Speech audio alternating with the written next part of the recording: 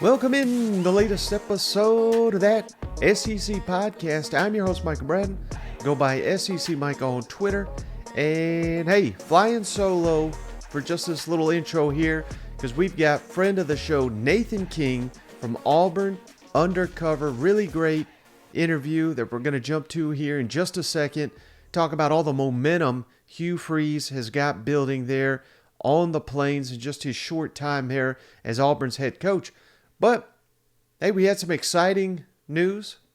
You know, you got to be an SEC nerd to be excited by this, but the SEC officially announced the lineup for SEC Media Days 2023. It's going to be here in Nashville. I'm excited. I think this is going to be the best SEC Media Days yet.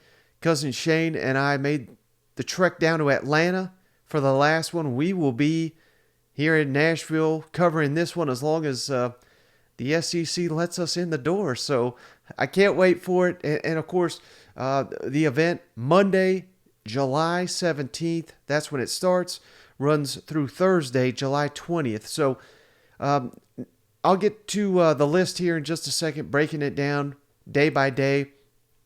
Unfortunately, Texas and Oklahoma not going to be at this event. They'll be at the 2024 SEC Media Days. But aside from the schedule, that's all that's officially been announced by the SEC at this point in time.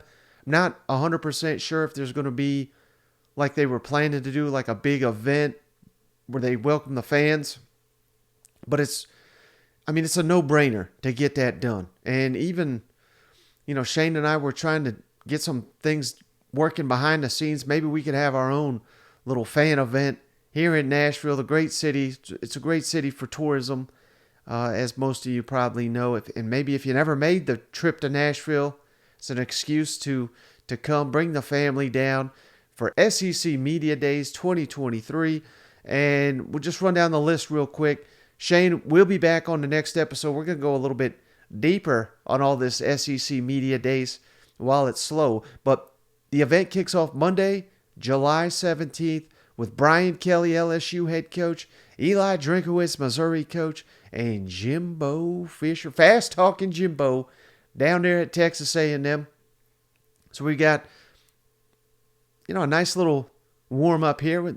It's always good the first day to get three coaches in there, and then the thing really heats up day 2, Tuesday, July 18th. Hugh Freeze, first year down at Auburn. No stranger to SEC Media Days. Kirby Smart, back-to-back defending national champion. Zach Arnett, Mississippi State, will be his first SEC Media Days. And Clark Lee from Vanderbilt. So that'll be a fun day, Tuesday, July 18th.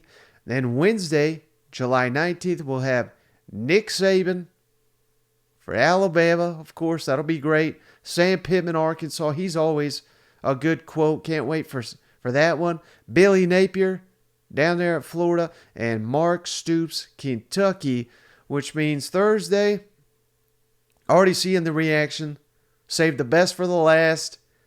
Coaches maybe getting the fistfights down here on Thursday, July 20th, to wrap this thing up. Lane Kiffin, Ole Miss, Shane Beamer, South Carolina, and Josh Heupel of Tennessee to close the event from Nashville. Man, and I know for many of you, SEC Media Days is really the unofficial start of the SEC football season. Of course, if you're listening to this in mid-February, college football is never far from your mind, but just cannot wait. A couple months away, obviously, but exciting times here at the SEC Media Days. First trip ever to Nashville. Cannot wait. But all right, hey, so that's enough of me just spieling here. Let's kick it over to this outstanding interview. Nathan King, if you're not following him already, he's a must-follow, one of the best in all the SEC. He does a great job for Auburn Undercover. Give Nathan a follow at Nathan King 247, and there's a link to that in the show notes. Let's kick it over to Nathan. Pleased to be joined once again by Nathan King, who works for the go-to site for Auburn athletics. Auburn Undercover, of course, part of the 24/7 Sports Network. They have an outstanding podcast, the Auburn Undercover Podcast. And you can follow Nathan at Nathan King 24/7 Sports 24/7, on Twitter. How's it going, Nathan? I'm good. How have you guys been doing? Oh man, it just never stops. You know that. And just when things are starting to slow down, now we get Texas and Oklahoma, all that news coming and going. Spring football just right around the corner. So, hey, we're powering through this off season that's not really an off season anymore. And I know you've been going nonstop since Hugh Freeze got down there at Auburn. It's been a heck of a time covering Auburn. And I want to start right there with you, Nathan. I don't want to sit here and bash Brian Harsin. We're kind of done with that, but I have to imagine it's like a 180 with your readers, with the fellowship there from where we were at this time last year to where we are under Hugh Freeze. Can you sense the excitement in the Auburn family there?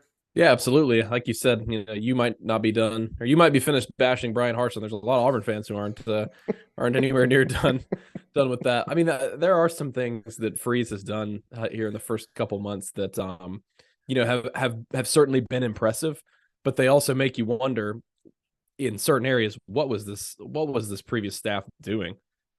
Because Freeze came in, he had a competent plan. He had a plan for his assistant staff. Obviously, they turned around the recruiting really quickly, which was probably priority number one. I mean, if you're Auburn and at any time you're in the 50s in the recruiting rankings, I mean, that's just not traditionally, that's nowhere near where Auburn needs to be. And so to get them back into the top 20 was huge. But yeah, you talked about the excitement level. This was even the most, even keeled fan, somebody who, plays both sides will kind of, would play devil's advocate and say, yeah, this was a controversial hire for a lot of reasons.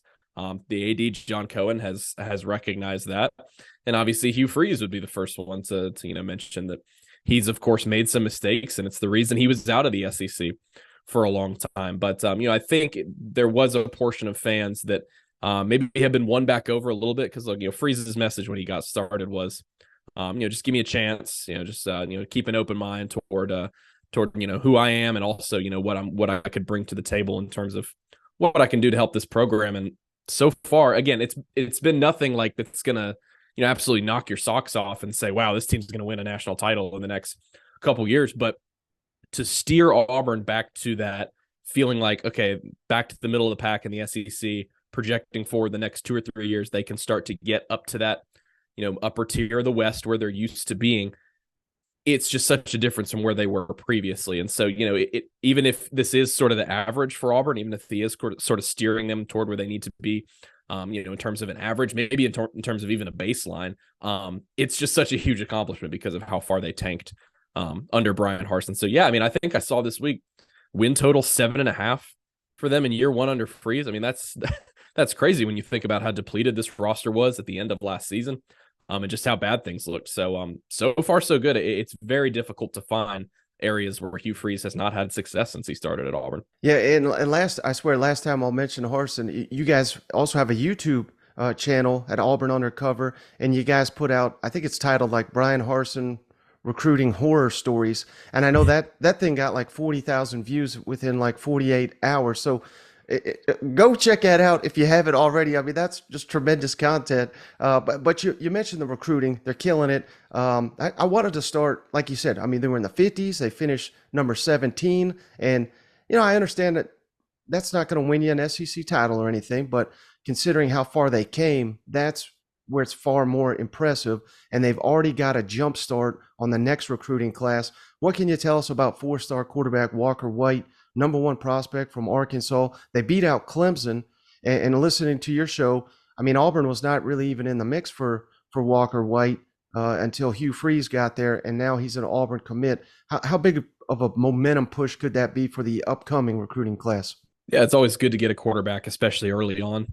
Somebody to sort of build your class around. And if you saw Walker White's commitment ceremony, he has some plans for how they're going to build this class. I think he rattled off 13 recruits by name after he committed. He said, I'm going after these guys. So that's certainly somebody you want on your side. And they've had a couple guys in years past. You always want to have that kind of cornerstone of your class. Yeah, like you mentioned, that's a common theme when it comes to recruits that Auburn is getting right now. Didn't have a shot under the previous staff. Keldrick Falk was the guy that they flipped, 4-star defensive end. They flipped him from Florida State right at signing day. A guy they didn't really feel good about, but the new staff comes in, new defensive line coach Jeremy Garrett comes in, does a bunch of work. Yeah, I mean, you're talking about somebody who sets you up for success at that position. Of course, it's interesting because Hugh Freeze has such a good pedigree coaching quarterbacks, but he's not somebody who's been in the league for a while. And so I think, kind of having to run a refresher course a little bit on the kind of guys that he's built, maybe, closer to you and I in terms of our age demographic, guys that we grew up watching. But I think when you get into the nitty gritty of it and his quarterback development, these guys are realizing how successful he's been. Yeah, Clemson was really up there for him, especially after their official visit. I believe there were 2 or 3 crystal balls for him to go to Clemson after he visited there. But Auburn made a great push late. And again, getting him in the early stages of the class is big. He's not necessarily the most athletic guy in the world in terms of getting out of the pocket, but he's got a great arm. He really sort of fits that mold of the type of quarterbacks that not only Hugh Freeze has worked with in the past, but there's other quarterback talent in terms of coaching on this coaching staff right now. Philip Montgomery is their new offensive coordinator. Of course, he spent the last 7 seasons as Tulsa's head coach. Great quarterback coach in the past. Coach Case Keenum at Houston. Coach Robert Griffin III at Baylor. So those are a couple guys who had a little bit of success on the college level. And then look, even a guy called Ken Austin. He was Freeze's offensive coordinator, at Liberty there for all 4 years. He comes and takes a senior analyst role at Auburn. And basically, the way Hugh Freeze described it to us, it's all quarterbacks for him, just developing, watching tape, studying, being in the film room, looking at transfer quarterbacks, looking at high school quarterbacks. That is this guy's entire job. And again, he spent the last 4 years being a successful coordinator there at Liberty. So, of course, quarterback is a popular topic at any program.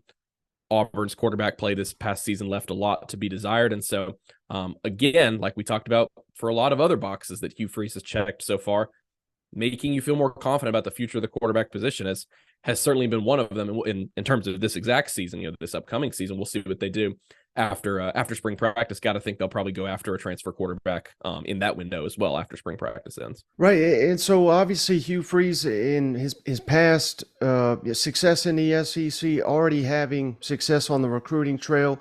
You mentioned, the staff that he's assembled. I can't imagine Auburn fans are disappointed with any of these hires. But I did want to ask you about Ken Austin real quick. Like you said, I think that shows just a level of commitment Auburn has to giving Hugh Freeze what he thinks he needs to win in the SEC. We got new facilities. The defensive coordinator, Ron Roberts, there was reports he was heading to Arkansas. They I don't know what happened there, but obviously he's at Auburn now. So I would imagine figures were agreed to that maybe Arkansas was not willing to go to. I don't know. But that's just another sign that Auburn is making this commitment to give Hugh Freeze what he wants to be successful. Do you think that he's got all the pieces at his disposal, so to speak, for in the years to come to challenge Alabama and Georgia? Maybe not, I'm not sitting here saying those are maybe the 2 best dynasties in recent history, but at least win their fair share of games against those 2.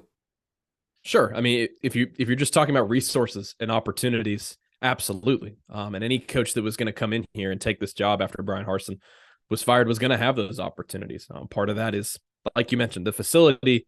Not only is it now top 10 facility in the country, but it's that novelty too. It's saying who has the flashiest facility of the last 6 months that's opened up. Well, it's Auburn, and every recruit that comes in here, it says basically it's like a theme park in there. We got a tour of it, and even just the practical elements of it, the film study room. They have a giant room where the entire wall is a TV, and basically you can get right up to an offensive lineman or a quarterback, and you can basically kind of project what they're going to do over the course of a game and do like one-on-one, basically going against your matchup, except that matchup is on a computer screen. So just little things like that. Yeah, you're talking about advantages and resources. Auburn's in a good spot in terms of NIL. John Cohen, the new AD, was also very clear when he was introduced, and he's done a lot of interviews the past few months, including on our podcast last week. Just going back and saying they want to change that. Just Auburn being Auburn, JABA is kind of what gets thrown around a lot because over the years Auburn has kind of shot itself in the foot. Not kind of, they absolutely have shot themselves in the foot. Just with a lot of infighting and just a lot of stuff from an administrative level that didn't necessarily make a lot of sense. And so actually, when you walk into John Cohen's office now, in the lead up to his office, there's pictures of it's like Bo Jackson, Cam Newton, Suni Lee, and over top of it says Auburn being Auburn. So he's really trying to change that narrative around, and that starts with giving the coach everything he needs, not making sure the coach is hamstrung, because that was something that Brian Harsin himself accused. We know that was happening because when Brian Harsin was in Mexico, he said, "Hey, this is happening right now." Of course, over time with Gus Malzahn, we kind of got the feeling that was happening as well. So obviously that's very important to finding success in the SEC, where, like you mentioned, competing with the Alabamas and the Georgias of the world. Texas and Oklahoma are coming in pretty soon here. I guess this is the last year of the SEC, of the 14-team SEC.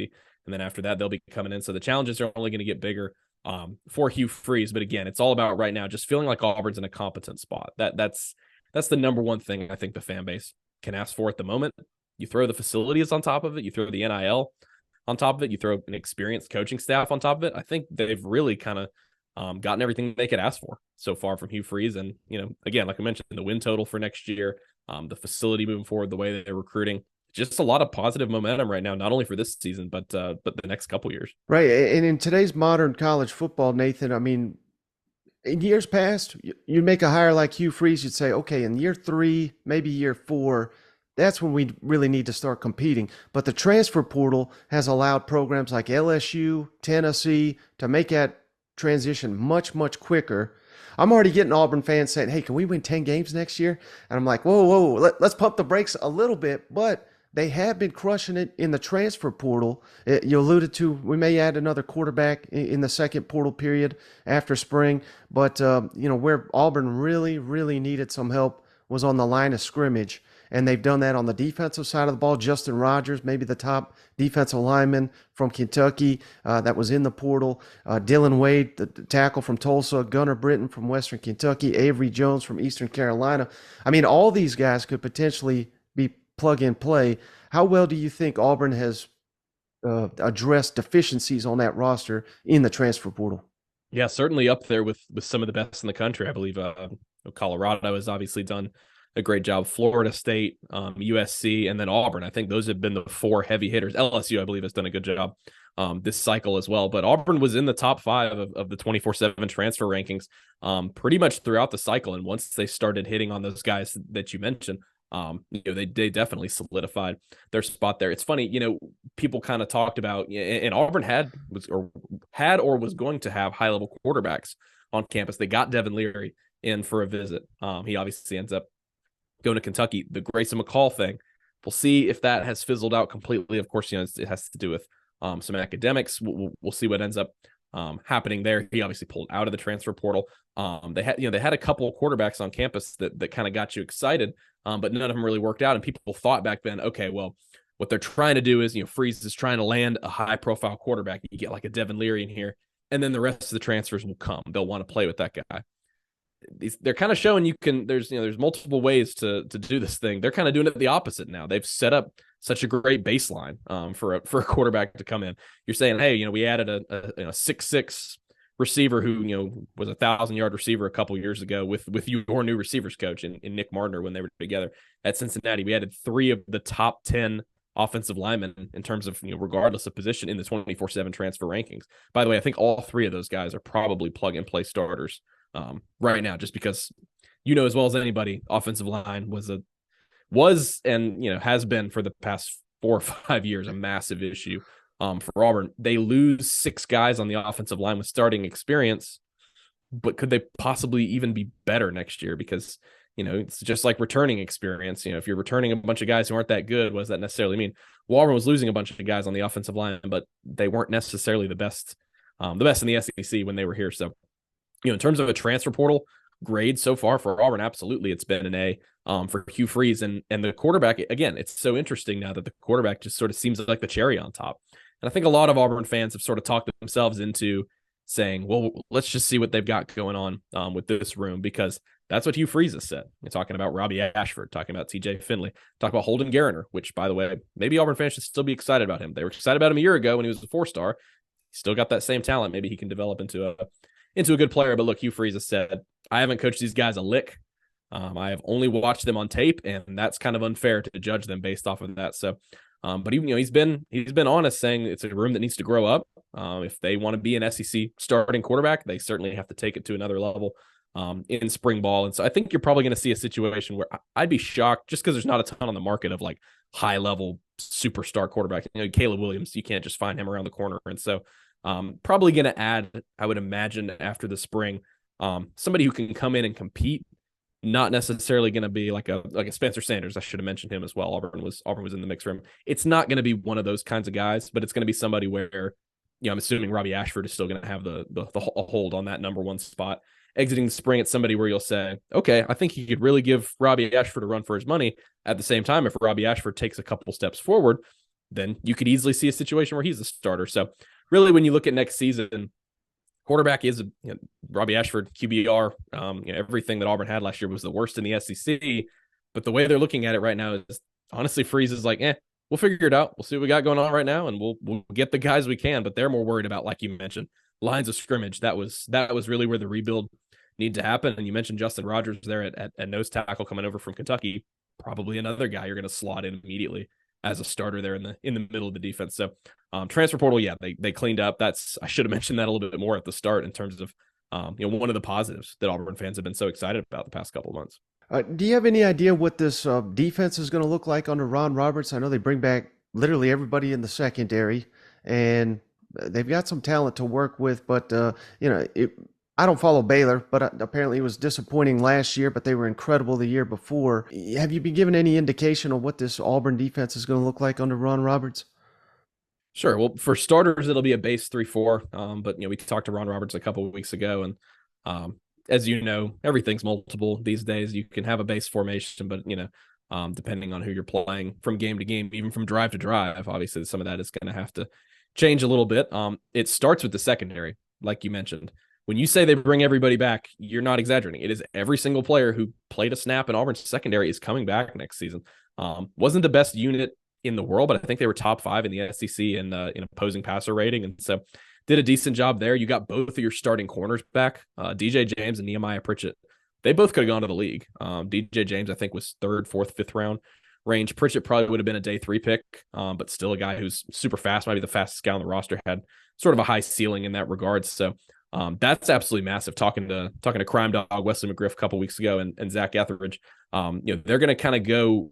They're going to take kind of a dual responsibilities in terms of this secondary. Etheridge is going to coach the safeties and the nickels.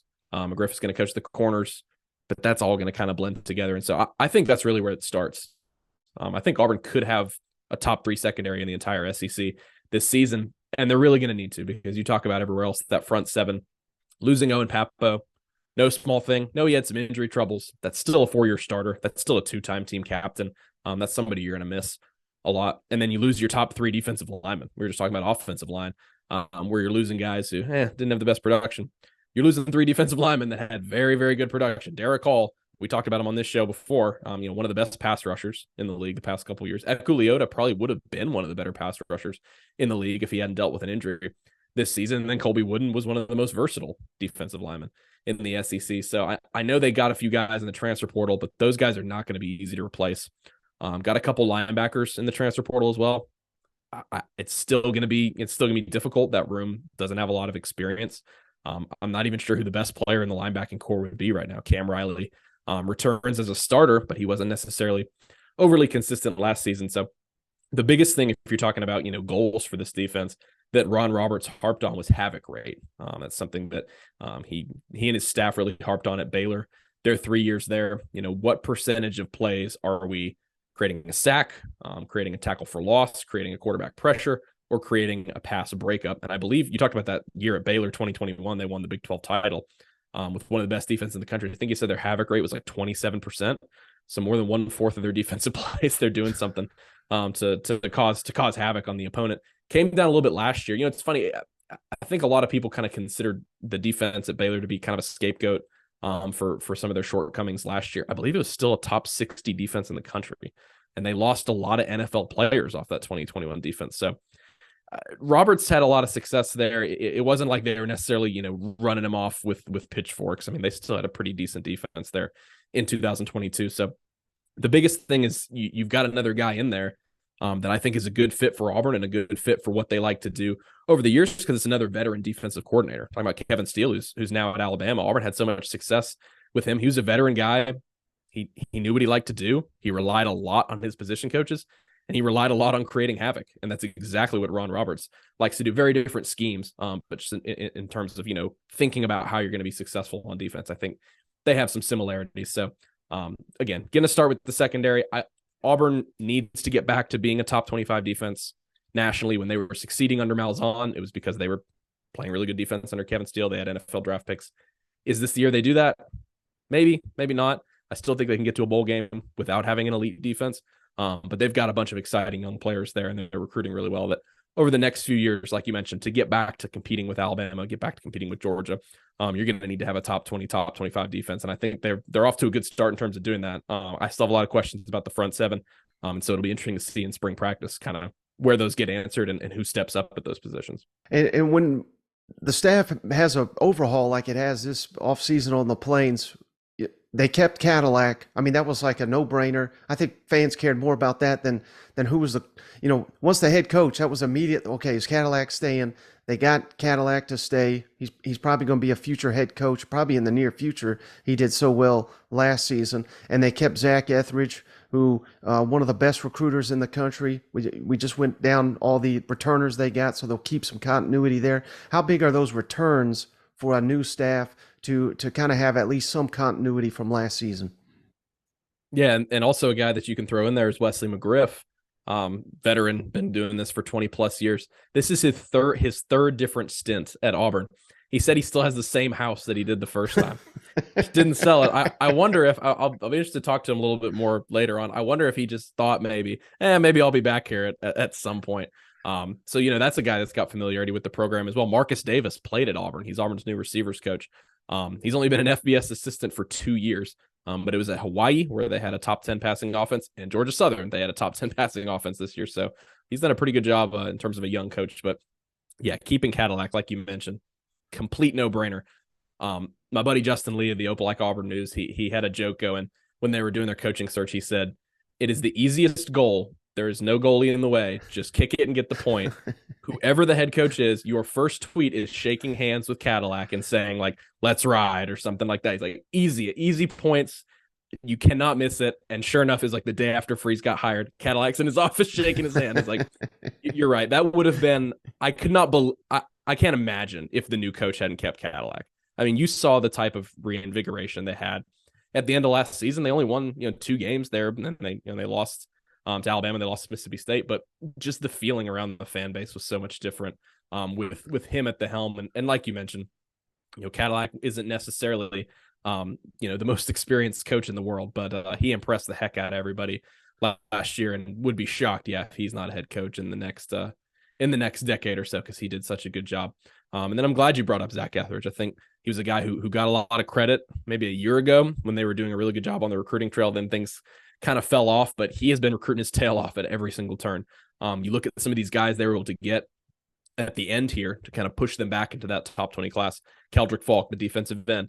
Jeremy Garrett, the new D-line coach, came in and helped, but who was the secondary recruiter? It was Zach Etheridge. They flipped Kyan Lee, a 4-star cornerback who was committed to Ohio State. Who's the recruiter there? Zach Etheridge. There's a couple more I'm not even thinking of, but he's sort of the jack of all trades. Talked to him a couple weeks ago, and he said he barely slept during those 2 weeks when they were trying to turn around the recruiting class, just because he was helping with so many guys. He's such a great recruiter, and he's done a great job on the field as well the past couple of years. Auburn's had a really good secondary. I mean, that's been one of the most consistent parts of their entire team, I would say, regardless of how good their record has been. So yeah, keeping the Auburn flavor on the staff, that's something that they tried to do over the years. You even go back to Gus Malzahn's staff. Brian Harsin didn't do a very good job of assembling staffs, but even he knew how to, keep 2 or 3 or 4 Auburn guys on it. And so, they lean on those guys. They lean on those guys for familiarity in the offseason, kind of knowing what the place looks like and knowing what it takes to succeed there. But it's funny, Marcus Davis said he could barely recognize the facilities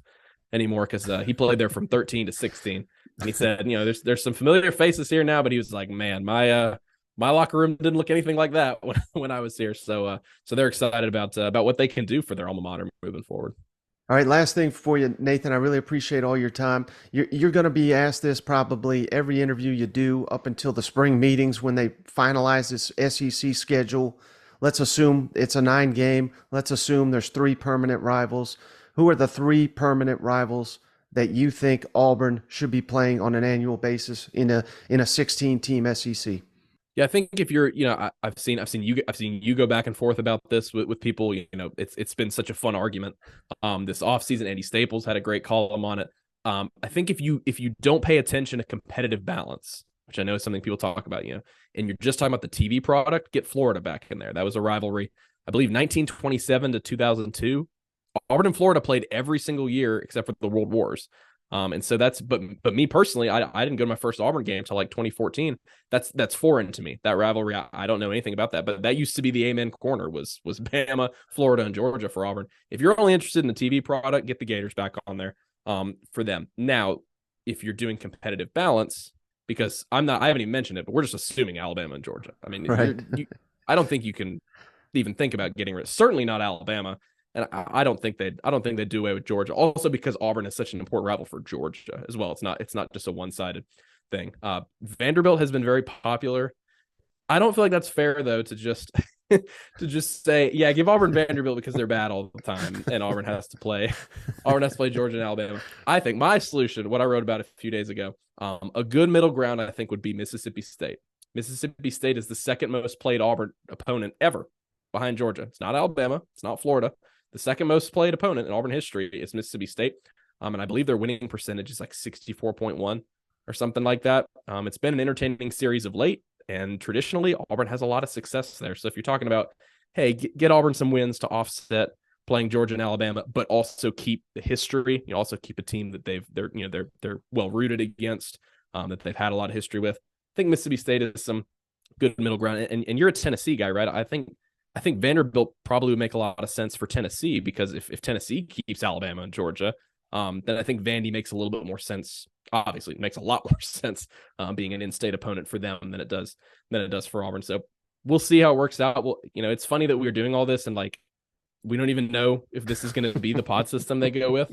But it's just really fun to speculate. Spring meetings are going to be really fun. It'll be interesting to see what they cook up. My pick right now would be Mississippi State. I think that kind of bridges the gap between competitive balance and also making sure it's an opponent you've got some history against. Yeah, for sure. All right, Nathan, I really appreciate it. Before you go, tell the audience where's the best place to find all your work.